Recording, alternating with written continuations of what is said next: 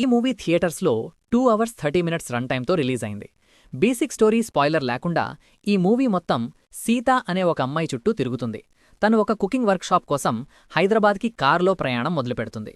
ఆ ట్రావెల్లో దారిలో నిరంజన్ అనే వ్యక్తి లిఫ్ట్ అడగడం, వాళ్ళిద్దరి మధ్యలో పరిచయం ఎలా మొదలైంది, అసలీ ప్రయాణంలో సీత ఫేస్ చేసిన సిచ్యువేషన్స్ ఏంటి, చివరికి వాళ్ల జర్నీ ఎలా ఎండ్ అయింది అనేదే ఈ movie core point. Arjun Sarja గారు ఈ సినిమాకి డైరెక్షన్ అండ్ ప్రొడ్యూసర్. కథలో కొత్తదనం పర్లేదు, క్లీన్ లవ్ అండ్ ఫ్యామిలీ డ్రామాని మంచి ఎమోషన్స్తో చూపించారు. మంచి మెసేజ్ ఇచ్చే ప్రయత్నం చేశారు. కానీ సెకండ్ హాఫ్లో కొన్ని సీన్స్ ఆర్టిఫిషియల్గా అనిపించాయి. ఫస్ట్ హాఫ్ డీసెంట్గా ఉన్నా సెకండ్ హాఫ్ కొంచెం స్లోగా అండ్ ల్యాగ్గా అనిపించింది. లీడ్ రోల్స్ చేసిన ఐశ్వర్య అర్జున్ గారు అండ్ నిరంజన్ గారు వాళ్ల క్యారెక్టర్స్కి న్యాయం చేశారు. వాళ్ల స్క్రీన్ ప్రెజెన్స్ బాగుంది.